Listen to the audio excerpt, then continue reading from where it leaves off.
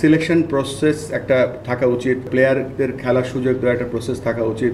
ওইটা যদি না থাকে তাহলে দিক বিদিক we will lose our direction. ওখানে মহিলা উইংয়ের জন্য আমরা হয়তো মহিলা সিলেক্টর ইনক্লুড করব। আপনারা জানেন যে আজকে একটা প্রোগ্রাম আমরা শুরু করেছি, নতুন 30 জন ম্যাচ রেফারি আমরা ইনডাক্ট করার জন্যে আমরা একটা আজকে থেকে কোর্স শুরু হয়েছে for all former first class and Bangladesh team players, ছেলে মেয়ে।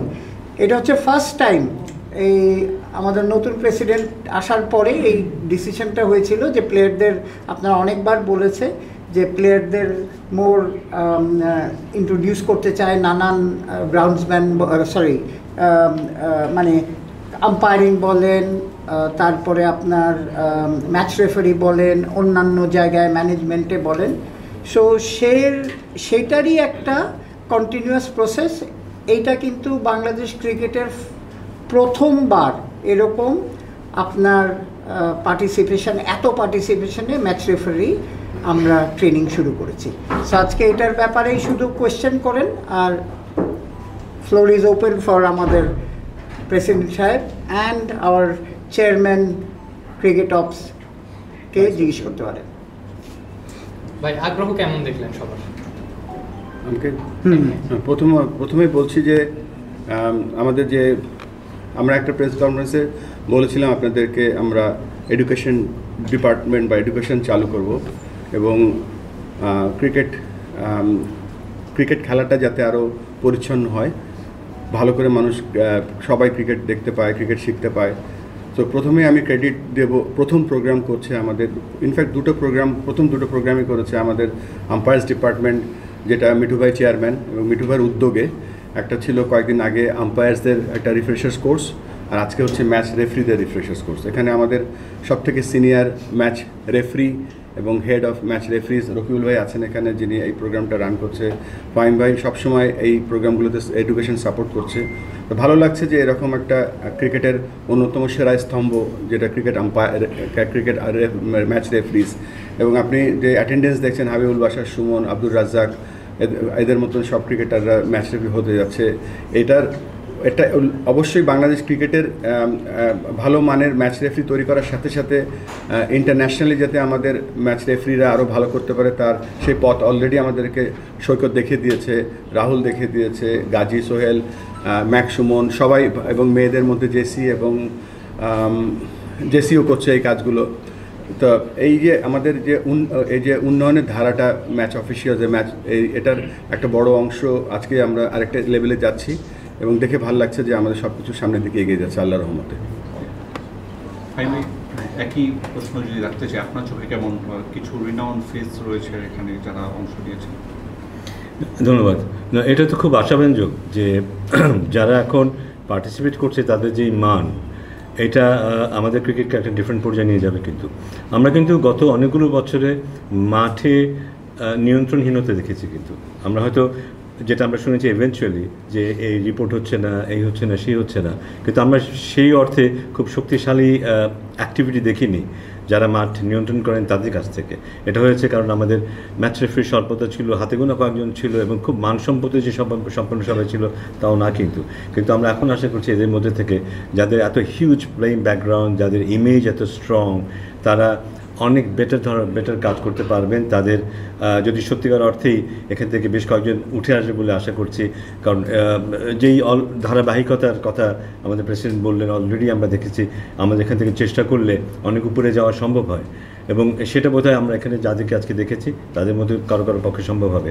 তবে আমি বলবো যে ওভারঅল ক্রিকেট কালচার পরিবর্তনের ক্ষেত্রে এই যে এক্স প্লেয়ার যারা এগিয়ে আসছেন, যারা হাই লেভেলে ক্রিকেট খেলেছেন, তাদের ভূমিকাটা খুব গুরুত্বপূর্ণ হবে। আজকে আমরা হয়তো দেখেছি শুধু আম্পায়ারিংয়ে একটা কোর্স হয়েছে বা ম্যাচ রেফারিতে একটা কোর্স হয়েছে, সামনে হয়তো আমরা যখন কোচিং কোর্স করবো সেখানেও কিন্তু সব এক্স ন্যাশনাল প্লেয়ার কিংবা ফার্স্ট ক্লাস প্লেয়ারদেরকে আমরা দেখতে পাবো, এবং অন্যান্য ক্ষেত্রে দেখতে পাবো। তো এর মধ্যে দিয়ে কিন্তু বিশাল পরিবর্তন আমি ব্যক্তিগতভাবে আশা করছি। যারা ক্রিকেট খেলেছে এবং ওই পর্যায়ে ক্রিকেট খেলেছে, ক্রিকেট যারা ভিন্নভাবে ধারণ করে, তারা যখন ক্রিকেট পরিচালনায় ক্রিকেটের দায়িত্বে আসবে, ক্রিকেট অবশ্যই বদলাবে, এবং আরও আমরা হয়তো ভালো দিন দেখতে পাবো তখন। মাহমুদুল্লাহ রিয়াদকে নাকি একটা প্রস্তাব দেওয়া হয়েছিল বিসিবির পক্ষ থেকে, এবং সেটা তিনি অ্যাকসেপ্ট করেননি আসলে। এরকম কোনো বিষয় ছিল? আসলে উনি একসেপ্ট করেন না। ও তার কথা হচ্ছে যে আমি আরও কয়দিন খেলবো, তারপরে ও আরও কয়দিন লোকাল লিগ খেলতে চাই। তো আমার সাথে নিজে কথা হয়েছে, লোকাল লিগ খেলার কেরিয়ার শেষ হলে স্টার্ট হবে। আর ম্যাচ রেফারি তো during playing career you cannot do it. So সেই জন্যে সে আসেনি এই কোর্স। ভাই, আপনি যে সৈকত ভাই, রাহুল ভাই কথা বললেন, সৈকত ভাই তো এখন রেগুলার বেসিসে মানে বড় বড় সিরিজগুলো করছে। হোয়াট অ্যাবাউট রাহুল ভাই? রাহুল ভাইকে নিয়ে আপনাদের ফার্দার পরিকল্পনাটা কি? মানে একটা ইন্টারন্যাশনালি, আসলে লোকালি তো লিগগুলো করছেই, বাট ইন্টারন্যাশনালি আসলে তো ইন্টারন্যাশনালিটি হয় কি যে এটা আমাদের হাতে নেই। তো আর আমি যেহেতু আইসিসি যখন চাকরি করতাম তখন যত রিজিওনাল টুর্নামেন্টগুলো খেলা হতো আইসিসির পাথওয়েগুলো, সেখানে রাহুল এবং শিপার ভাই এবং আমাদের আম্পায়াররা যেত, সেখানে দেখেছি তাদের যে ফিডব্যাকগুলো দেওয়া হতো আইসিসিতে এবং সেগুলো ক্রিকেট অপারেশনসে গেলেও আমার সাথে শেয়ার করতো। দে আর ডুইং এক্সট্রিমলি ওয়েল এবং খুব ভালো করতো এবং করেছে। তবে রাহুল এবং শিপার ভাই দুজনই ভালো করছে। তবে রাহুলের যেটা নেক্সট স্টেজে যাওয়ার যে জায়গাটা, সেটা সম্পূর্ণ ক্রিকেট অপারেশন আইসিসির উপর নির্ভর করছে। আচ্ছা ভাই, আরেকটা ব্যাপার যে আপনি কিছু প্ল্যান্সের কথা বলেছিলেন, ট্রিপল সেঞ্চুরি প্ল্যান থেকে শুরু করে। সো ওই জায়গা থেকে আফগানিস্তানের ক্রিকেট বোর্ড বা কাঠামোকে বদলানোর ক্ষেত্রে আপনার কিছু ইনসাইটস বা ইনপুট ছিল, যেমন প্রথম শ্রেণী ক্রিকেটে 40 এভারেজ না হলে তাকে বিবেচনা করা যাবে না, স্ট্রাইক রেট 130-এর উপরে না হলে ওরা T20-তে করা হবে না। বাংলাদেশে এগুলোর অ্যাপ্লিকেশনসটা আমরা কবে দেবো ভাই? ট্রিপল সেঞ্চুরিটা শুধু এটা আমাদের বাংলাদেশের প্রোগ্রাম, আফগানিস্তানের প্রোগ্রাম না। তো আফগানিস্তানে যেটা যেহেতু আমরা আইসিসিতে কাজ করতাম এবং আফগানিস্তানের ডোমেস্টিক ক্রিকেটে আমরা ইন্টারফেয়ার করতাম না, তবে তারা আমাদের কাছে এসে তারা জানতে চাইতো যে কীভাবে একটা এমার্জিং টিম, কীভাবে একটা হাই পারফরমেন্স টিম, মেনলি আমি হাই পারফরমেন্স টিমকে হেল্প করতাম, এবং কীভাবে হাই পারফরমেন্স থেকে ন্যাশনাল টিমে যাবে। সেখানে তাদের সিলেকশনে একটু ক্রাইটেরিয়া ছিল, যেটা আপনি মেনশন করলেন। সেই ক্রাইটেরিয়া তারা অত্যন্ত মানে স্ট্রংলি ফলো করে। এবং আমরা এই মুহূর্তে আমাদের যে ব্যাক টু ব্যাক কিছু সিরিজ ছিল, তো এগুলো সিরিজ শেষ হলো, আমরা এখন বসবো সবাই বসে। আমাদের এর সামনে এশিয়া কাপ আছে এবং বিভিন্ন আমাদের T20 আইসিসি বিশ্বকাপ আছে। তো তার আগে আমরা হয় কি বড় বড় চেঞ্জ আনতে গেলে একটা রিস্ক থাকে, একটা সিস্টেমের মধ্যে সবাই খেলতে থাকে। এখন পর্যন্ত আমি বিং প্রেসিডেন্ট, ফাহিম ভাই এখানে ক্রিকেট অপারেশনসের হেড আছে, কখনো আমি ইন্টারফেয়ার করিনি এখনও।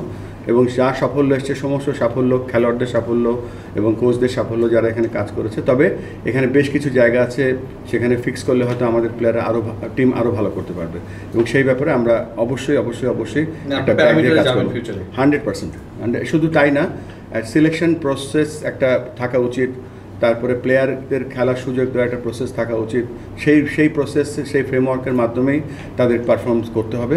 কেননা ওইটা যদি না থাকে তাহলে দিক বিদিক we will lose our direction. আরেকটা ব্যাপার, এশিয়া কাপের ফার্স্ট ম্যাচের আগে বাংলাদেশের এই মুহূর্তের যে শিডিউলটা দেখতেছি, ইন্টারন্যাশনাল ম্যাচে প্রায় হচ্ছে 1.5 মাসের একটা ব্রেকের মতো। মানে শ্রীলঙ্কার বিপক্ষে ভালো করার পর পাকিস্তানের বিপক্ষেও বাংলাদেশ ভালো করেছে, কারণ ওই মোমেন্টামটা কিন্তু শিফট হয়েছে। তো এই যে মাঝের ব্রেকটা, এই ব্রেকটার মাঝখানে আপনারা ইন্টারন্যাশনাল কোনো ক্রিকেট রাখার চেষ্টা করবেন কিনা? কারণ এশিয়া কাপ তো একটা প্রাইডের জায়গা, প্রেস্টিজের জায়গা। বাংলাদেশ T20 ফরম্যাটে এটা ফাইনালে খেলেছিল, আমার যতদূর মনে আছে। তো এই জায়গাটা আপনারা 1.5 মাসের ব্রেকই রাখবেন নাকি আসলে আপনারা খেলা রাখবেন? এটা আমি পাস করে দিচ্ছি ফাহিম ভাইকে, ফাহিম ভাই ভালো বলতে পারবেন না। এটা নিয়ে আলাপ আলোচনা হচ্ছে, কারণ বেশিরভাগই দেশ অলরেডি তাদের প্রি স্কেজুয়াল প্রোগ্রাম আছে। আমাদের এখানে তো ভারতে আসার কথা ছিল, ওটার কাউন্টিং অন দ্যাট, যে ওটা খেলে আমরা এশিয়া কাপ খেলতে যাবো। যেহেতু ভারত এই মুহূর্তে আসছে না, আমাদের একটা চেষ্টা আমরা করছি অন্য কোনো দেশকে আনা যায় কি না। লিডিং কোনো দেশ এই মুহূর্তে অ্যাভেলেবল না, কারণ তারা তাদের প্রোগ্রামে ব্যস্ত আছে।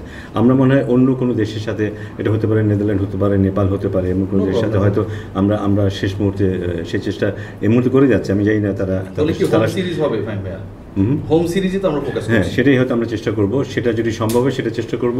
যদি বিদেশি দল না পাই, তাহলে আমরা এখন থেকে যেটা ভাবছি যে আমাদের জাতীয় দল যখনই বাইরে খেলতে যাবে, তার আগে আমরা কম্পালসারিলি নেক্সট পসিবল বেস্ট টিমের সাথে একটা সিরিজ খেলবো।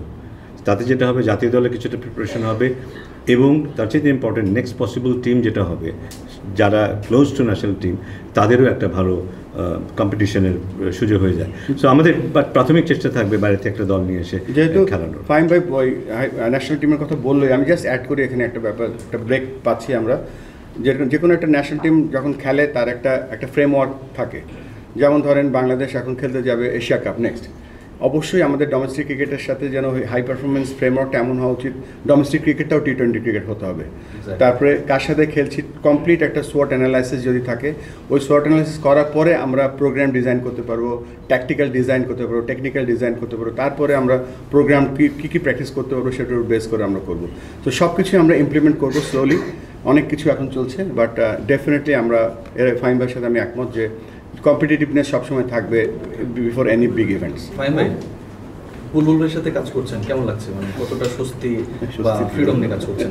সিরিয়াসলি এটা সিরিয়াস কোশ্চেন, কোনো ফ্রিডম নাই, এটা সিরিয়াস কোশ্চেন ভাই। না, আমি আমার মতো করেই কাজ করছি। মাঝে মাঝে আলাপ করছি যে আমি কি হচ্ছে, কোথায় কি হচ্ছে সেটা নিয়ে আলাপ হচ্ছে, বাট ওই দিক থেকে কোনো ডাইরেকশন এখন পর্যন্ত আসেনি যেভাবে করেন বা ওভাবে করেন। আমি ওইটা ফিল করিনি যে আমাকে কারো ডিরেকশন অনুযায়ী কাজ করতে হচ্ছে, বাট আমি নিজের থেকে মাঝে মাঝে আলাপ করছি যে ভেতরে কী হচ্ছে বা না হচ্ছে সেই সব নিয়ে আলোচনা, মাঝে মাঝে কিছু অ্যাডভাইস দরকার হলে সেটাও নিচ্ছি। তো আমরা নিজে সবসময় আলাপ করি, এবং শুধু প্রেসিডেন্টের সাথে আলাপ হচ্ছে তা নয়, অন্য অন্য ডিরেক্টর যারা আছে তাদের সাথে কিন্তু আলাপ করছি যে কোথায় কী হলে ভালো হয় না হয়, তারাও তাদের ফিডব্যাক দিচ্ছে। আমরা কিন্তু একটা টিম হিসেবে কাজ করছি। আমি হতে পারি অপারেশনসের চেয়ারম্যান, হয়তো বাইরে সেটাই সবাই আমাকে জানে, কিন্তু আমরা কিন্তু কাজ করছি অ্যাজ এ টিম। আমাকে কিন্তু ফিডব্যাক দেয় সবাই, যেমন দল খারাপ করে আমাকে সমালোচনা শুনতে হয় বোর্ড ডিরেক্টরদেরও যে কোন জায়গায় আমরা ভালো করতে পারিনি। সো আমার মানে প্রেসিডেন্ট তো আছেনই, পুরো বোর্ডই কিন্তু আমার পাশেই আছে আমি বলবো। So it's a very comfortable environment. Fahim ভাই, একটা ব্যাপার নিয়ে একটু ডিসকমফোর্ট আছে, সেটা হচ্ছে যে আমাদের তো প্রচুর খেলা হয়, ডোমেস্টিক লিগগুলো হয়, ন্যাশনাল সিলেকশন প্যানেলে এখন আমরা দুজনকে দেখছি। তো ওই সংখ্যাটা আসলে বাড়ানোর ব্যাপারে আপনাদের ইনিশিয়েটিভটি কি, কবে নাগাদ আমরা আরেকজনকে দেখতে পাবো বা আরও একাধিক মানুষকে দেখতে পাবো? এটা অলরেডি একটা সিদ্ধান্ত হয়ে গেছে যে আমরা আরও সিলেক্টরকে আমরা নিচ্ছি আমাদের সিনিয়র টিমের জন্য। ওখানে মহিলা উইংয়ের জন্য আমরা হয়তো মহিলা সিলেক্টর ইনক্লুড করব। সো এটা আমি আর আমাদের বোর্ড প্রেসিডেন্ট আমাদের দুজন মিলেই আমাদের উপরেই দায়িত্বটা দেওয়া হয়েছে। আমরা খুব দ্রুতই হয়তো আমরা এগুলো নামগুলি প্রকাশ করব। ক্রিকেটাররা আপনার নর্মালি ম্যাচ রেফারি কিংবা আম্পায়ার হতে চাইতেন না, বিকজ অফ ফিনান্সিয়াল যে এটা ছিল রিমুনারেশন, সেটা খুব একটা স্মার্ট ছিল না। একটু বেড়েছে রিসেন্টলি বুটিবয়ের আসার পর, যেটা আপনারা করেছেন। কিন্তু এটা কি স্মার্ট স্ট্যান্ডার্ড নেওয়া যায় কিনা? যেমন ফার্স্ট ক্লাস ক্রিকেটে কোনো কোচ প্লেয়ারদের সমান ম্যাচ ফিও পায় না, ম্যাচ ফি পায় না একদম আসলে। এরকম মানে এই জায়গাগুলো কি আপনারা রেকটিফাই করবেন কিনা? এটা মিঠু ভাই যেমন একটুখানি বল প্রসেসে আছে, তারপরে আমি এই সাহস করে এগিয়ে যাওয়া, এই সব বড় বড় প্রজেক্ট ইনক্লুড করা, আমি সমস্ত ক্রিকেট কৃতিত্বটা আবারও মিঠু ভাইকে দিতে চাই। শুধু তিনি কিন্তু যুদ্ধ করে, কিন্তু কিভাবে ম্যাচ রেফারি বা আম্পায়ার রেমুনারেশন বা রেসপেক্টটা কীভাবে আরও বাড়ানো যায়, এবং সেটা প্রক্রিয়াধীন আছে, এবং আমি শিওর যে এটা এমন একটা জায়গায় যাবে যেন তারা এটা পেশা হিসেবে নিতে পারে। যারা ফার্স্ট ক্লাস কোচ থাকে তাদের কোনো রেফারি নাই। সত্যি কথা বলতে কি, আমি যখন এসেছি এখানে এসে অনেক জায়গায় দেখেছি ইমপ্রুভমেন্টস এরিয়াস আছে। So this is one of the area যেখানে কোচদের একটা প্ল্যাটফর্ম থাকা উচিত। সো আমাদের যে ট্রিপল সেঞ্চুরি প্রোগ্রাম আছে সে তার মধ্যে সব কিছুই আছে। আমরা স্লোলি সব ইমপ্লিমেন্ট করব, কেননা এন্ড অফ দ্য ডে আমরা একটা সাকসেসফুল ক্রিকেট জাতি হিসেবে গড়ে উঠতে চাই। আপনার কাছে একটা প্রশ্ন, সেটা হচ্ছে এই ধরনের প্রোগ্রামগুলো একটা সময় ছিলই না, আমরা দেখতাম না, তো এখন হচ্ছে আনন্দ ভাইদের অধীনে, কিংবা আমাদের মিঠু ভাইয়ের কথা বলতে পারি যে সফলভাবে এগুলো করছেন। আপনার চোখে এই ব্যাপারগুলো কতটা? ধন্যবাদ আপনাকে, বাট আপনার কথাটার সঙ্গে আমি একটু দ্বিমত পোষণ করতে চাই, যেটা ছিল না ঠিক না। তাহলে গত বছর হয়েছে, তার আগের বছরও হয়েছে। আম্পায়ারিং তো রেগুলার বেসিস হইতো, ম্যাচ রেফারি একটা দুটো হয়ে গেছে কোর্স আমাদের। বাট এইবার যেটা আমরা করলাম গেটু এবং আমাদের প্রেসিডেন্ট মিলে, উই হ্যাভ পুট যে ন্যাশনাল প্লেয়ার হইতেই হবে এবং ফার্স্ট ক্লাস ক্রিকেটার হইতে হবে। কারণ আপনারা এটা বুঝবেন যে একটা প্লেয়ার যখন খেলতে নামে, সে যখন দেখে যে তার আম্পায়ার ফর্মার টেস্ট প্লেয়ার বা ফর্মার ফার্স্ট ক্লাস ক্রিকেটার, তার আম্পায়ারের প্রতি তার রেসপেক্টটা বেড়ে যায়, এবং ওই আম্পায়ারকে সে তখন সময় করবে বেশি। আবার যখন ওই উপরের দিকে তাকায় ম্যাচ রেফারি কে, যখন তাকে যে একজন টেস্ট প্লেয়ার বা একজন ই প্লেয়ার, তখন এটা ওই গেমটাতে কন্ট্রোলটা ম্যাচ অফিসারদের প্রথমেই একটা অ্যাডভান্টেজ জায়গায় থাকে। আপনি যদি এখন আমরা যদি বিশ্ব ক্রিকেটের দিকে তাকাই, এই যারা আম্পায়ারিং করতেছেন ফরেনার্স বা জায়গায় করি, আমাদের সৈকতও কিন্তু ন্যাশনাল টিম প্লেয়ার, তো সবগুলোই কিন্তু টেস্ট প্লেয়ার বা first class player. If I am not wrong. আপনারা যদি দেখেন একই সঙ্গে আপনি যদি ম্যাচ রেফারিগুলোকে দেখেন সব রঞ্জন মাডোগলে বলেন, তারপর যাকেই বলবেন, they're all test player respective country. কেন?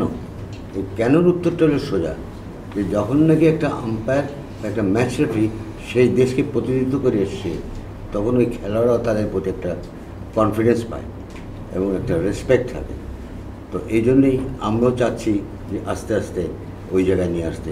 এখন কিন্তু আমরা ম্যাচ রেফারিংয়ে পিছিয়ে আছি, আম্পায়ারিংয়ে আমরা কিন্তু মোটামুটি আগে গেছি, আরও হয়তো আগাবো। আমাদের 5টা সৈকত দরকার, একটা সৈকত কেন? আমাদের রাহুল 2 গ্র্যাজুয়েট করে, আরও কেউ আসবে এখান থেকে। তো এই জায়গায় আর কিছু কিছু জিনিস আছে যেগুলি আইসিসি ওরা ডিরেক্টলি হ্যান্ডেল করে, যেটা প্রেসিডেন্ট সাহেব বললেন যে ম্যাচ রেফারির ব্যাপারটা ইটস নট ইজি।